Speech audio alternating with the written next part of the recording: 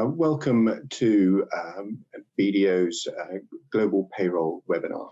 Welcome back to those who joined us for earlier webinars. This is the third and final webinar of the year. The first, and if I may have the next slide, was hosted by me, Ashley Carter, the Head of Global Payroll Services, and we really wanted to make sure that our existing clients and our contacts around the world realised that even if they were a payroll client, that there was so much more that BDO could do, or indeed if they were a client, and I know there are some on the line today who don't currently enjoy our payroll services, that they could see how this full range of services blends together and wraps around what we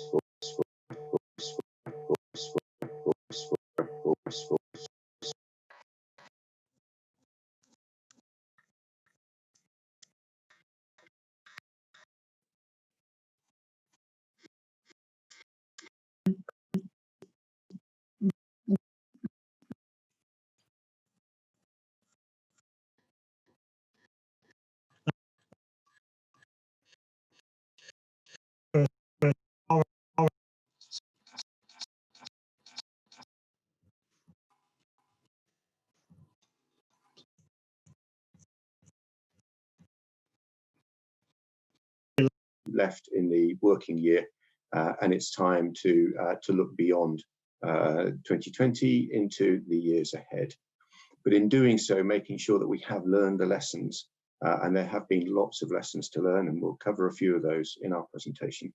But it's really important that we've learned the lessons from 2020 and we take them through with us to 2021 into what now that vaccinations are trials are proving successful, what we trust will be a very different year, but then the global response to refilling all of the lost tax revenues and all the additional payments that almost every country has made, that clearly is going to have an impact, yet another impact on our payroll legislation. So if I may have the next slide.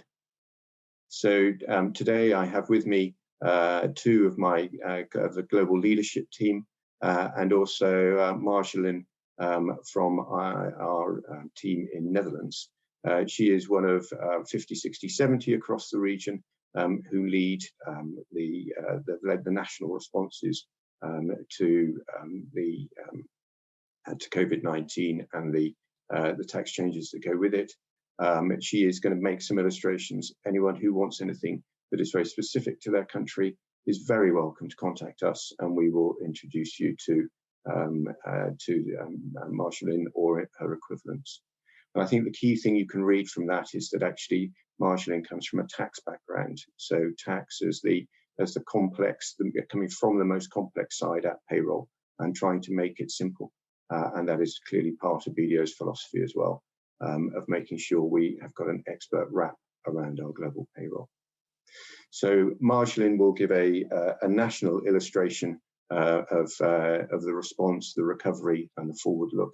And then between them, and if I can have the next slide, Sharon and Neil will then run a panel discussion on looking at stories from around the world and the implications of what we've learned and what we can take forward into the future. So without further ado, if I can have the next slide, I'll introduce Marjolein. Here we go. Yes, thank you very much, Ashley. Well, welcome everyone. My name is Marjolein Boer. I live in Amsterdam, nearby our office of BDO in Amsterdam. I have a background in Texas, but I also manage the global payroll team in the Netherlands and help them with well, commercial tasks, but also, of course, with keeping up with payroll and making sure that the payroll is processed in the right manner. Then next slide, please. What I'm going to tell you today and to share with you today are my experiences with payroll and taxes, of course, also during the lockdown in the Netherlands and the COVID period. First, I'm going to talk you through facts and numbers of the lockdown in the Netherlands and the patients in the Netherlands. And I will share with you some experiences of clients and their business continuity plans. I will also tell you a bit more about how legislation changed and how the Dutch government responded to the COVID period and helping entrepreneurs and employers in the Netherlands to, well, keep up their costs and compensate them for the costs. I will also talk a bit about adaptation and recovery. And last but not least, the lessons learned from this period from a Dutch perspective.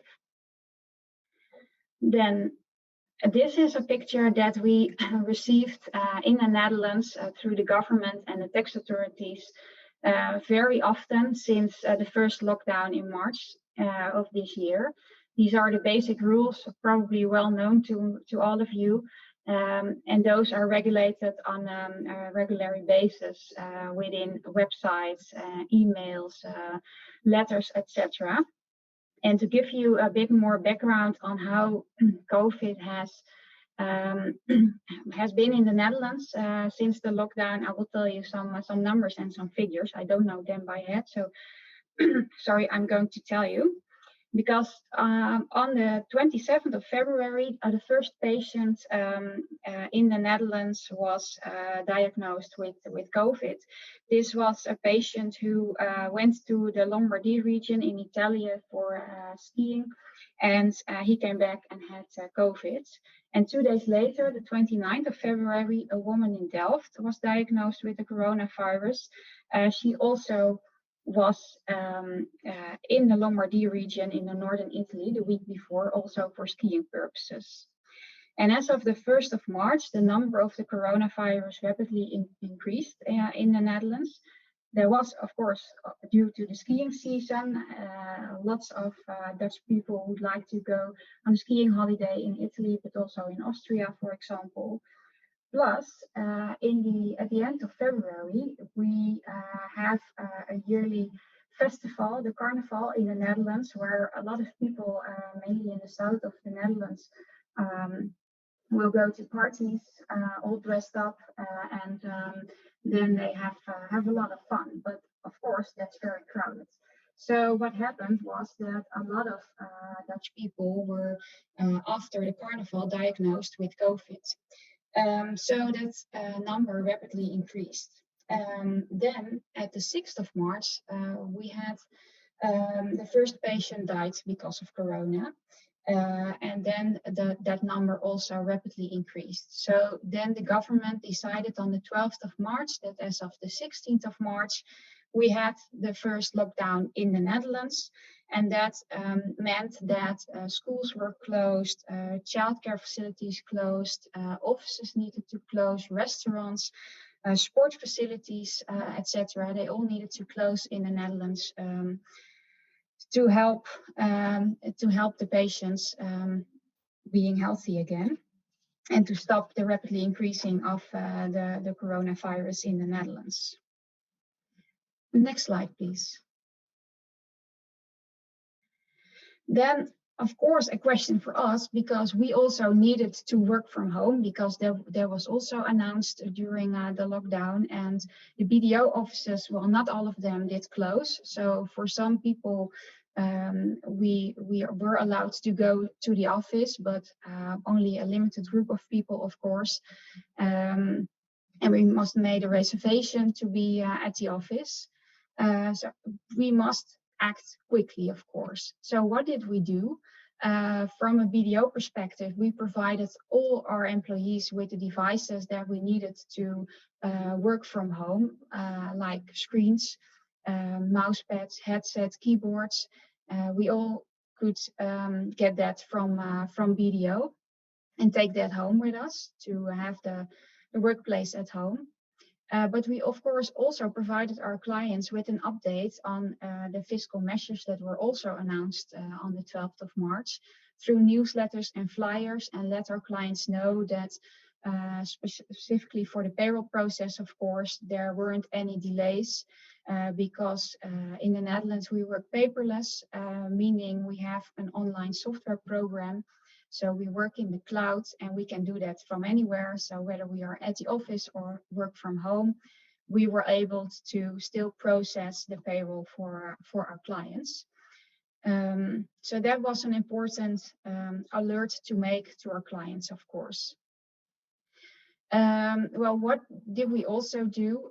We rescheduled appointments, of course, from live meetings to online meetings, preparing the home office, as I just said, but also arranging babysitters or trying to find a work schedule with a partner at home to make sure that we could work and either babysit or sometimes homeschooling because schools were also closed. And that was quite a challenge. I heard from colleagues with children who must be homeschooled. Then you have a lot of tasks during the day because you need to work, you need to be available for your clients, you need to babysit, you need to homeschool your children. So that was quite a challenge. And I have experienced that myself as well. Luckily, my son is only 3 years old, so didn't need homeschooling, but working with a 3-year-old son is also a very much a challenge. I can tell you that. So I'm very happy that while we are in the second lockdown at this moment in the Netherlands, that schools and daycares are still open. So we can easily work from home now. And of course, the internet connection, which was also quite a challenge with everyone working from home. We had, of course, the BDO server, which the ICT team in the Netherlands did quite a good job to make that up and running and available for all the people working from home. But of course, personally, we had a challenge with myself and my partner working from home at the same time with our internet connection. And I think a lot of people had that same problem to make sure that you are up and running, that you can read your emails or can call through Teams or Skype or another online connection. But it was a challenge in the beginning, but after a week, I think that was also good to do. Next slide, please. Then the business continuity plans, were these well documented? Well, not always. And if there were any, then they did not specifically foresee these kind of disaster or damage like the COVID. As everyone knows, in the Netherlands, we live below the sea level, so we have the dikes to prevent us from drowning, of course. So there are companies who have some kind of disaster plan or business continuity plan if their companies are located just behind the dikes, of course. But COVID is new, so I have not experienced clients who had a business continuity plan specifically for these kind of disasters. There were clients who did respond very well to that and immediately changed manuals and made up a disaster plan, specifically for example, clients in the fabric branch, for example, that needed to continue the work process. So I think that's also already a lesson learned, that we should have these kind of plans for these kind of disasters. Well, and could they be rolled out with ease? Well, that was dependent on the situation. I already gave some examples, but for example, restaurants and other facilities that needed to close during the lockdown, that was of course quite painful. You can have a disaster plan, but I don't think you can foresee that you need to close. And how do you react to that? I've seen some restaurants who then immediately thought about a delivery, the delivery of food, for example. So they acted immediately on that. But I also saw restaurants that didn't do that because they didn't have the employees maybe to deliver those packages, for example. What I see now during the second lockdown is interesting, because I see that a lot of restaurants have learned from the first lockdown, where they didn't thought about the delivery of foods, for example. They do now. So in the meantime, between the first lockdown and the second lockdown, they tried to do something about their business continuity plan, because they probably also did foresee that the second lockdown would be there somewhere in October or November of this year. And then they act already proactively to that. So that's, of course, a good sign. Well, for BDO, as I said, it was quite easily with regard to providing everyone some devices. We already had a laptop and worked from home every now and then. So for some of us, it was more normal than for others, but was quite easily to adapt. And in the Netherlands, in hospitals, nurses and doctors were all deployed on the COVID-19 department instead of their own department. And other types of surgeries, as long as not life-threatening, of course, were postponed. That also happened during the second lockdown that we are in now. Luckily, the numbers in the hospital already decreasing, so that's the good news. But we see that still nurses and doctors are deployed on the COVID-19 department instead of their own. Next slide, please. This is a slide about the payroll process, well, at least how we do this in the Netherlands. It's a simplified example. You have the pre-payroll, which we receive input from the client. Then you have the payroll process, where we calculate the taxes and social securities, of course, gross to net calculations, and where we file the wage tax return upon approval of the client. And then the post-payroll process is, of course, the output to the employer with the banking file and the payment to be made to the tax authorities, and the output to the employee, which is the pay slip. Well, this is an example of how we do it in the Netherlands. And what I wanted to tell you about this is that this is how we do it online. So we work paperless, we work in our online software in the cloud. And well, that has been very important to maintain the continuity of the payroll process, and to be able to provide our clients on time with the payroll output, of course, and making sure that they could pay their employees also on time. The thing that did change during this process, normally we were at the office together, and we work in teams. We have the 4I principle, meaning the first person prepares the payroll, and the second person reviews the payroll, and then it goes to the client for their review and approval. So when the first person has some questions, then you could walk through to the second person and ask your questions, of course. That's not that we cannot do that right now, because we all work from home. So that's different. We need to call each other or send each other a Skype message through the messenger, or call with Teams, for example. So that's a different way of communicating together. But I think because we do this well, more than half year already, we did get used to that as well, and we can find each other very well in the payroll team, and that's also very important for the continuity of this payroll process. Then the next slide, please, which is a slide regarding the change of legislation in the Netherlands.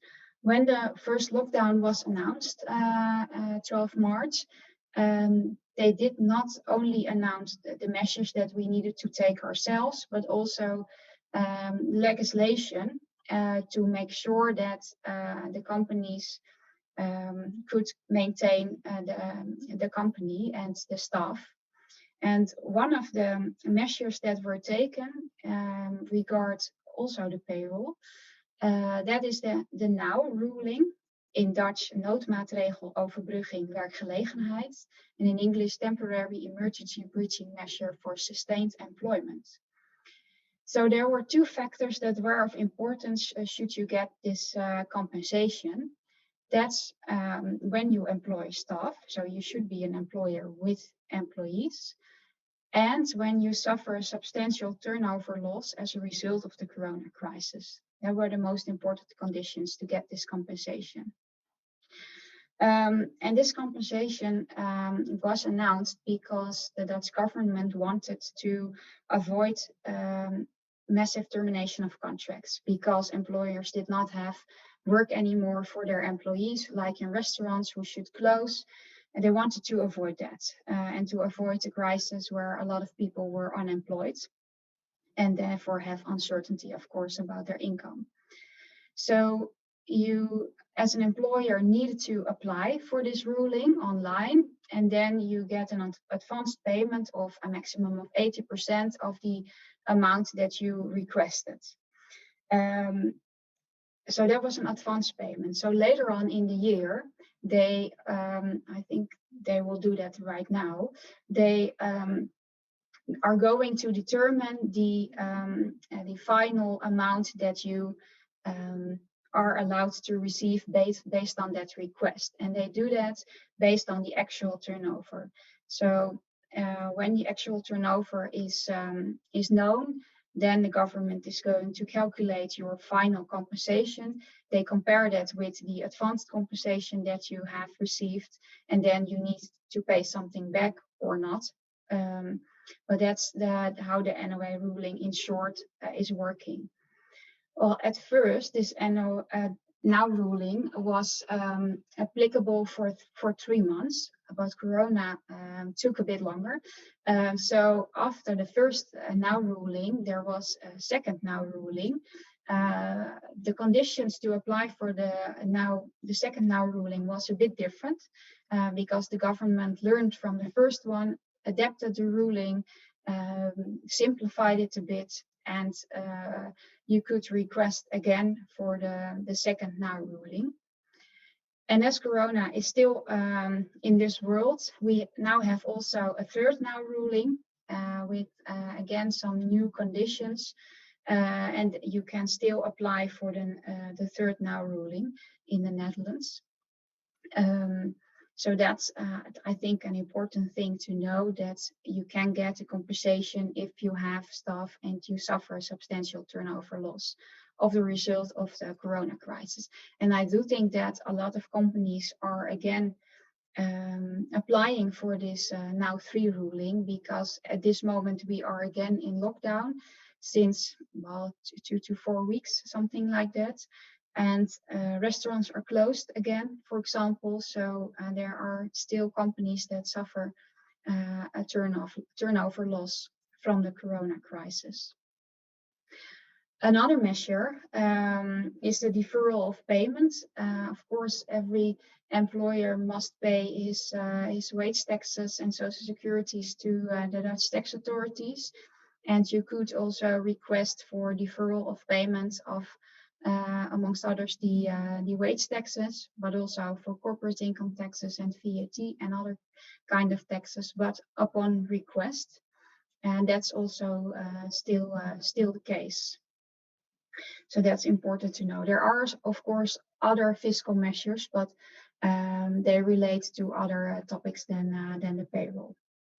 So this is an important one to know. Next slide, please. Then the recovery and adaption.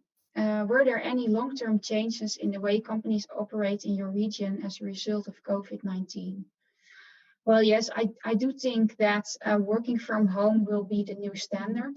I also know from colleagues, but also clients that I speak to, that they are getting bored at home and they really would like to go to the office again to see their colleagues in real life, of course, and to have a chit-chat when they go to the coffee corner to get coffee and to talk about other things than just work, because that's what I see, at least, that if I call someone, I call with a reason and not for a chit-chat only. And that's, I think, something that we miss if we are not at the office. So although I think that working from home will be the new standard, I also think that we want to go to the office again, but of course it saves time working from home. You don't have the traveling time. So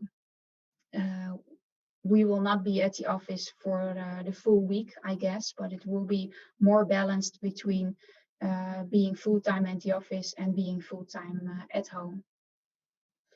Another thing that I would like to share with you is that I've also seen that clients have waived the rental agreement of the building they were in. That was mainly during the first lockdown. Of course, saves money. A lot of offices were closed during the first lockdown, as I said. And well, at least by then, the employees were still fine with working from home.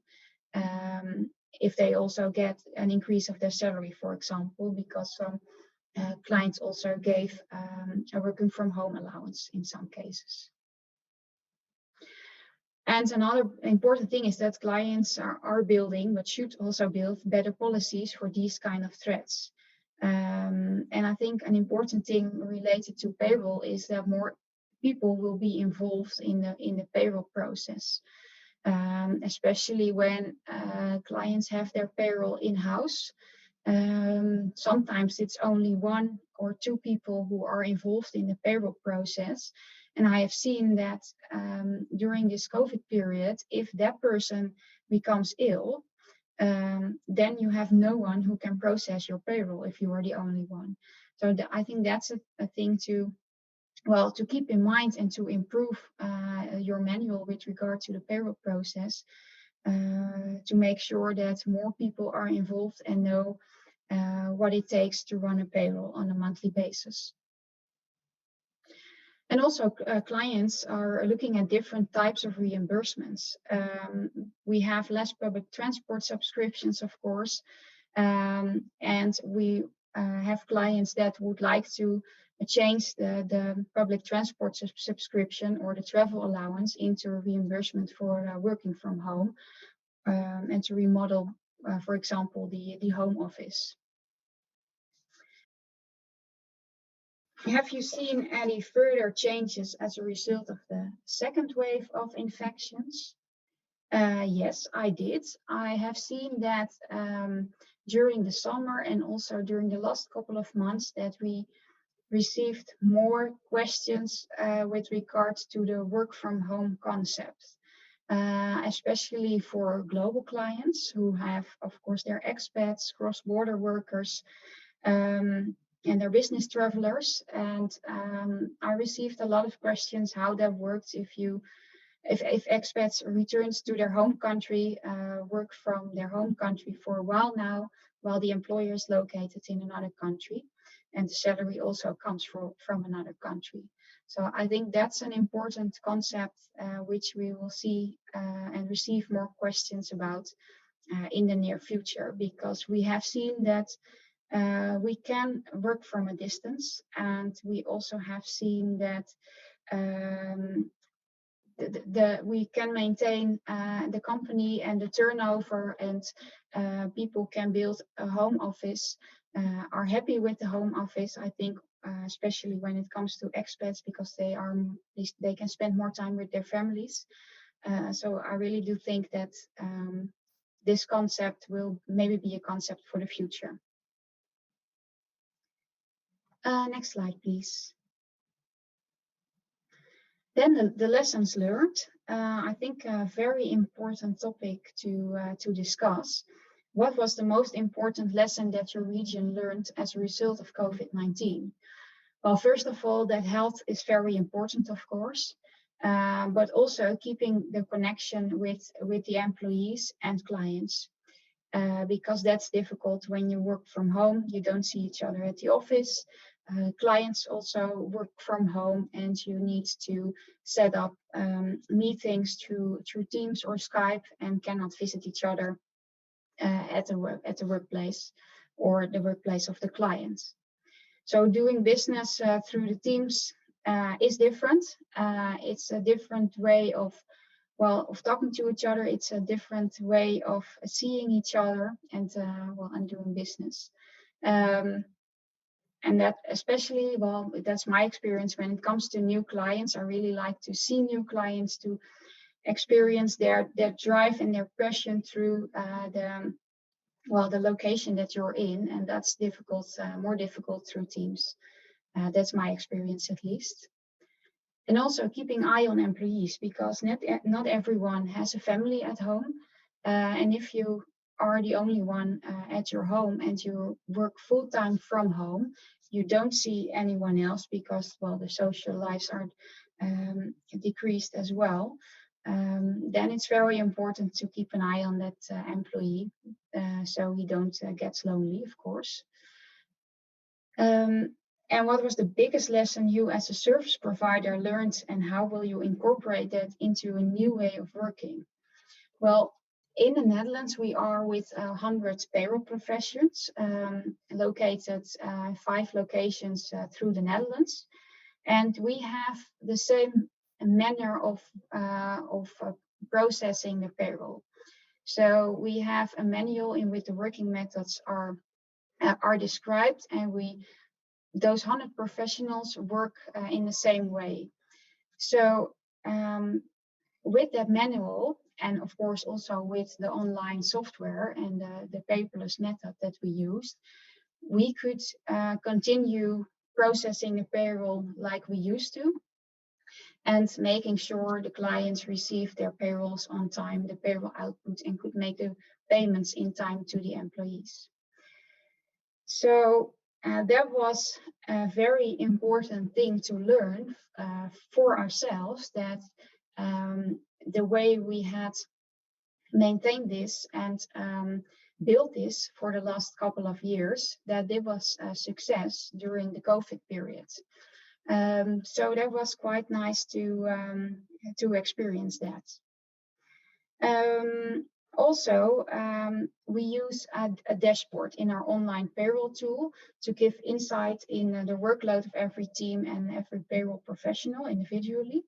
And that also enabled the manager, despite the distance due to working from home, to keep an eye on the planning, also the quality, of course, which is very important, and to prevent that professionals had a work overload. So that was also something that we learned, that worked quite well, and we could have an overview of that. So what we learned is that these kind of manuals and these similar working methods for every process within the organization can make sure that your continuity and quality of the business can remain the same, although everyone is working from home and experiences differences and communications issues, for example. So that was the biggest lesson that we learned from the payroll process and how we work in the Netherlands. Okay, next slide, please. Then the renewed focus on outsourcing. Well, the pandemic has shown that every business needs to be able to adapt quickly to change, and many traditional ways of doing things are likely to be reviewed over the forthcoming months. Payroll management is no exception. And whether in-house software meets the needs of an agile working force, the support and expertise provided by a provider when it was needed most, or the over-reliance on one of 2 key members of staff will all be reviewed. Then have you seen an increase in queries from existing non-payroll clients wanting to outsource their payroll? Well, not specifically here in the Netherlands. As I said, we did see an increase of questions relating to the work from anywhere concept, but not specifically to outsourcing payroll itself. We did see also an increase of questions related to the fiscal measures during the COVID, of course, and helping our clients keeping up their business and be able to pay their employees, or well, to at least keep their employees on their payroll. But of course, not every employer did overcome that, especially when it comes to the cultural sector and restaurants. They are hit very hard by the lockdown measurements of our government. So we have received a lot of questions on that as well. And with regard to payroll, we also have our local wage tax legislation. And I also see a lot of questions about what kind of allowances can be paid through the payroll to employees for the working from home concept. So I do see a change, but not necessarily with regard to outsourcing payroll. Okay, next slide, please. I think that was my story, and well, I hope I've provided you with my experiences of clients, and provided you with well, things to think about, and to keep up your business and build your business manuals also for these kind of disasters. Thank you very much, Marjolijn. It's certainly been interesting hearing the story from the Netherlands, and your process documentation resonates very much with me, because it is a point that is very important for everybody on the call. It just goes to show that if you're well prepared, you can ride out any storm that is thrown at you. It's so long as you've got the right processes in place and everybody is working consistently towards the same plan. So thank you very much. I just want to remind any of the participants on the webinar that if you have any specific questions, if you drop them into the chat box, which you can find at the bottom of the screen, we will try and answer your questions at the end of this webinar. We have allowed some time to answer any questions. So any specific questions for any one of the people on the session, please just drop it into the chat box. So thank you again. And what I'm going to do now, if we move to the next slide, Izzy, is I'm just going to take everybody through the process that we followed from a central coordination team based in Reading, Mauritius, and in Belfast. So I'm responsible for the service delivery of the global payroll clients that BDO manages. And obviously, when we went into lockdown, our first priority, very similar to the Netherlands, was to ensure that our team were able to operate and function remotely, and to make sure that the team were all right, and that they had the resources that they needed to continue with their job. Our second priority was to reach out to all our partners around the world. And so we made contact with every single one of our BDO offices to find out how they were managing, whether they needed any support from us, and importantly, to find out if there was any changes in legislation.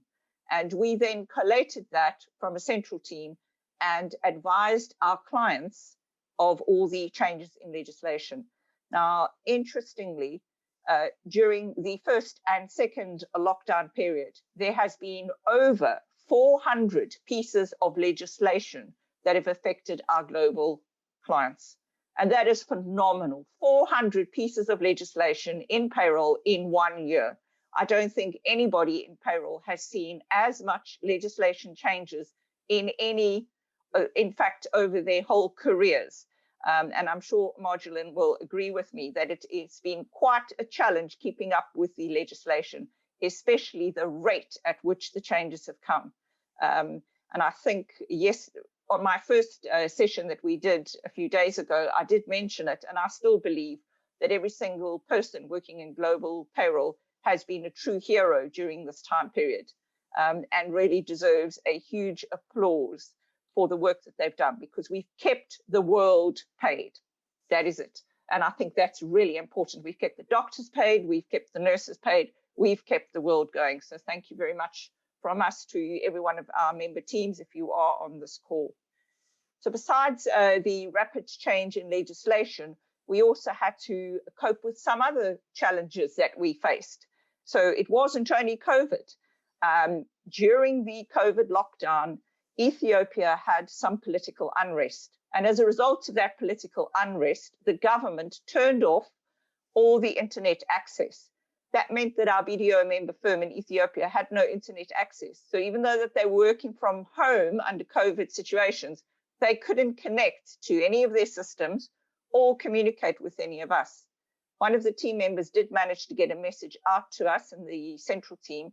And so what we did from a central perspective was to use previous data that we had, and we were able to produce a set of reports for the client. And when our local team were able to reconnect to the internet, so when the government lifted the restrictions, they were able to produce the pay slips and make the statutory payments. But the central team stepped in to manage the process in that period. So it was quite important, again, that we had the correct processes in place. We also had an earthquake in Indonesia. Fortunately, none of our BDO team members were affected, and the team continued to work from home remotely during that time period, even amidst the chaos that was going on with the earthquake that was around. And then our team in Mauritius faced cyclone warnings, and the island went into a total lockdown when the first COVID cases arose. So again, resilience and adaptability were definitely the key words from not only our central team, but also from our LSPs and our BDO officers in all regions. I think, sorry, Sharon, I think it's also worth mentioning one thing that's come out of this is the importance of the business continuity planning, isn't it? And working with our clients. We have one client where we've readdressed and looked, and we've come up with what's called the break glass concept, so that we review that every 3 months or so, but we know exactly what we need to pay if we get to the point where something fails along that line. And I think that really goes to show the importance of the BCP across the whole, the whole line, the whole process.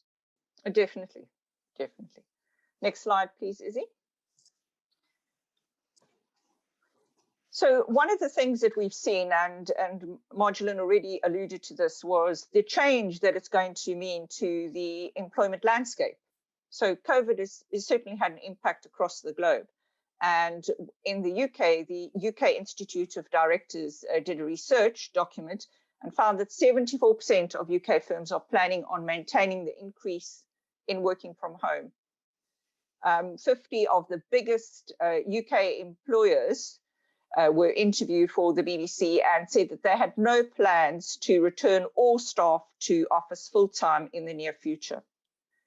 And then in an independent research conducted by Cardiff and Southampton universities, 9 in 10 workers said that they were going to remain working from home during lockdown, and that they would continue to do that in some form or another. And from the US, 56% of surveyed US workers have indicated that they will continue to work from home at least part of the time. So we definitely are seeing a trend emerging that we are going to see increased work from home situations. But that does raise some challenges in itself, because one of the challenges that companies face is how many employers know where their staff are currently working from.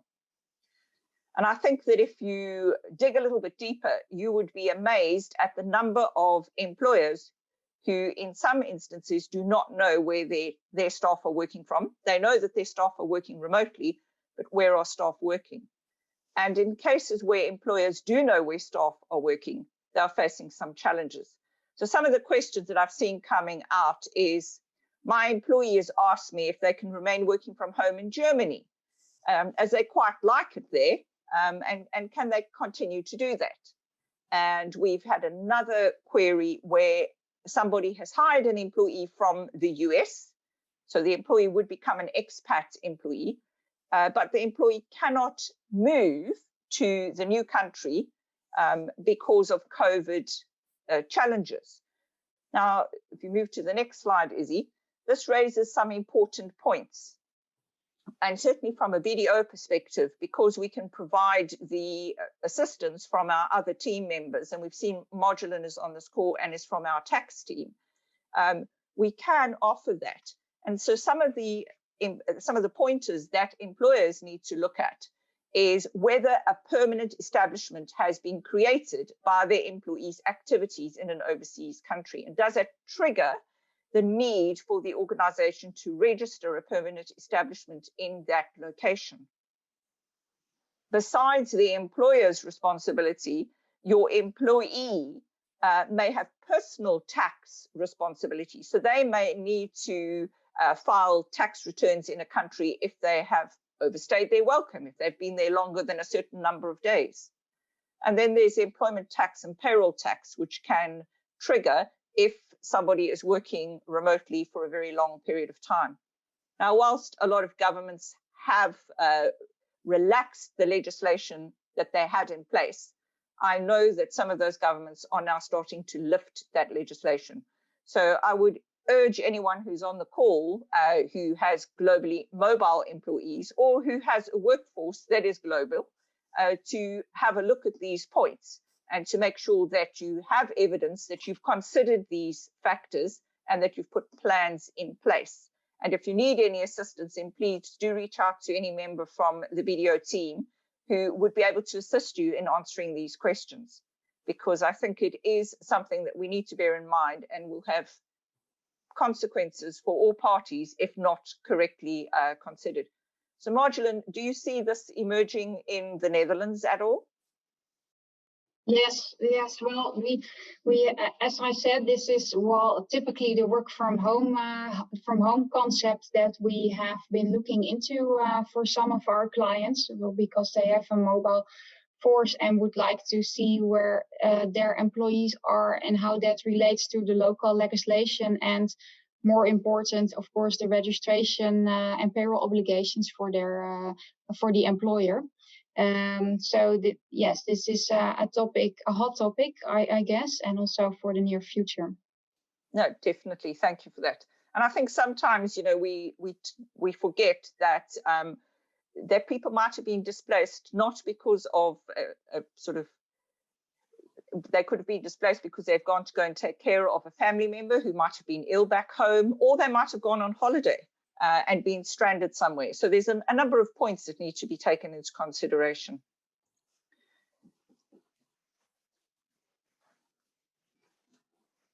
So then, sorry, next slide.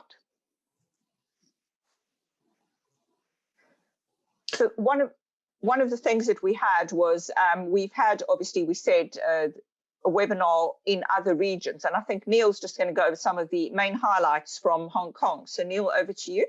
Thanks, Sharon. So so in our Asia Pac, we had Joseph, and one of the things that Joseph was talking about was the amount of inquiries they're getting around businesses as part of their business continuity, as part of their COVID response, about how they're going to free up resources they can prepare for a rapid comeback.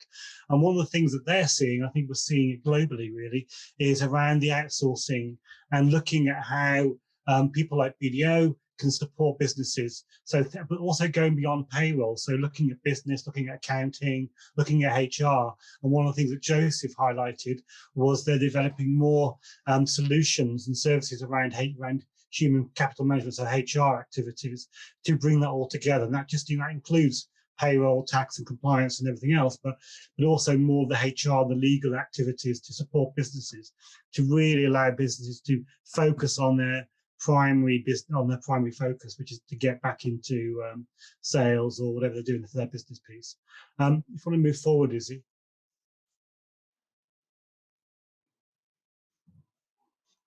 Sorry.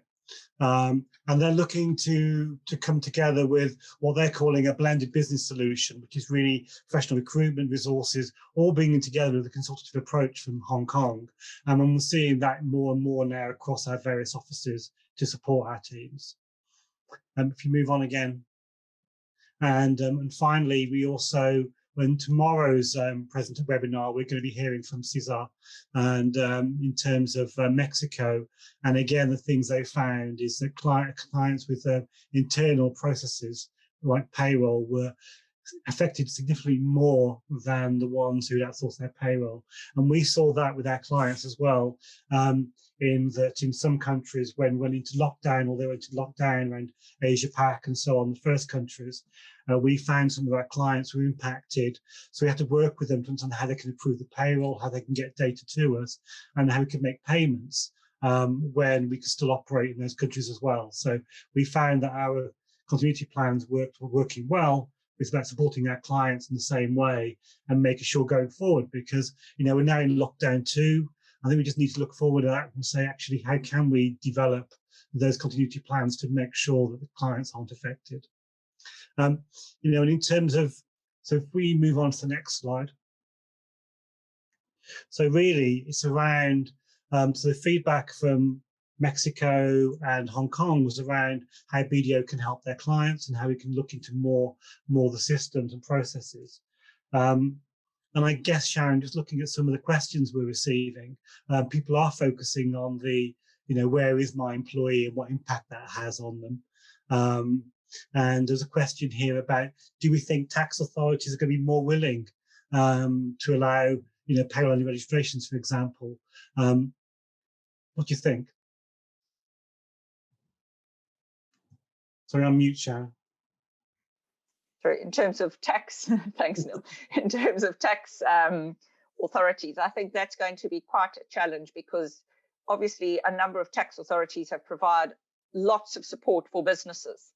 And there is going to come a tipping point when tax authorities are going to have to redress that and ensure that they make up the deficit that has been created. And so I do think that there will be a tightening again of the relaxation that has been provided in terms of number of days in a country. So I think it is a watch item for everybody to ensure that they do not transgress the legislation. And because of the quick changing nature in the legislation, I think it's very important that that remains a key watch item.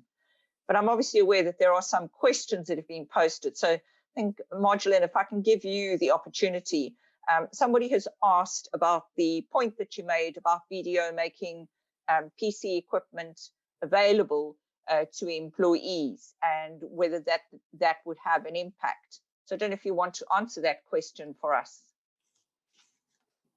Yes, because that would have an impact on the WKR, that's the work-related cost regulation, which is a regulation, a tax regulation in the Netherlands on the benefits that employers provide or reimburse to their employees. With regard to the work-related cost regulation, it is important to know that there is a free space in which the employer can provide free of taxes, for example, devices to their employees, but also other reimbursements. For 2020, the government has announced the third Tuesday of September that the percentages on which the free space is calculated is being increased from 1 to 7% to 3%, which is mainly for the coronavirus and the allowances that employers would like to give, or the presents they would like to provide to their employees. But with regards to the devices, such as a laptop or screens or the keyboards, etc., for this, a specific exemption is applicable if certain conditions are met. And one of the condition is the necessity criteria, meaning that from the view of the employer, so from the perspective of the employer, these kind of mobile devices must be necessary for the employee to perform their work properly. So yes, those devices, well, they need, of course, those devices to work from home. Otherwise, it's impossible to proceed with their work from home. So I do think that this can be provided tax-free based on that necessity criteria. I would agree with it. And I think many of the countries that I've had experience with have taken a similar stance in that this equipment is needed for the employee to provide the service that they are well, first of all, that they're employed to do, but secondly, to provide the necessary payroll services in order to ensure that the countries keep running. So I do think that we will not have a problem in any countries with regards to equipment that have been provided to staff in order for them to fulfill their responsibilities. So thank you for answering that. We have got a few other questions, and we will endeavour to get back to the people that have asked the questions. But we are very conscious of time. And so let me just perhaps ask one further question before we close off. So just Marjolijn, from your point of view, have you seen any changes in legislation with regards to the government providing specific allowances to cover the cost of employees working from home? Because I know I've seen that in some other countries. I know Ireland, for example, had a piece of legislation that came out to cover that. Is there any, have you become aware of any in the Netherlands? Well, yes, but that's then mainly the increase in the free space, which the employer can use to provide their employees with allowances or reimbursements, for example, for working from home. So I've seen that, for example, some employers have provided with their employees with cash reimbursement because of the extra costs, for example, that they need to make to work from home. But that comes from that free space. Okay. And that's exactly what the government has meant with the increase of the percentage to provide, for example, gifts to employees to keep them positive and enthusiastic, but also these kind of allowances come from that as well. Thank you very much. I'm sure I'd like to say to every employer that's on this webinar, please make use of the Dutch way of living and give your payroll people gifts to make sure that they can continue for the rest of the year. And with that, I think I'll hand over to Ashley. Ashley, we'll expect our gifts shortly.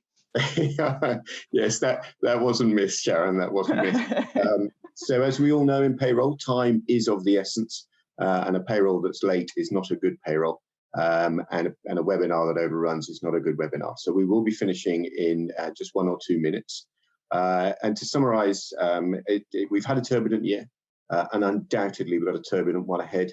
As long as we're resilient end to end, and it is an end-to-end game in payroll, then we hope our clients can get the best opportunity from the way that national and global economies reshape. Questions are still very welcome. You're welcome to send them now, or your invite had my email address. You're very welcome to send questions to that, and I'll ask the relevant specialist to answer on BDO's behalf. You'd also be very welcome to join our spring webinar. We haven't got a topic for it yet. You're very welcome to suggest a topic. Be delighted to hear from you on that. My final message is, as we approach the what's normally the festive season, I think in most countries it's going to be the restful season, and I do hope that particularly those of you deeply involved in payroll get the pay slips out, any final tax returns that are required submitted, and find time for a restful end to the year.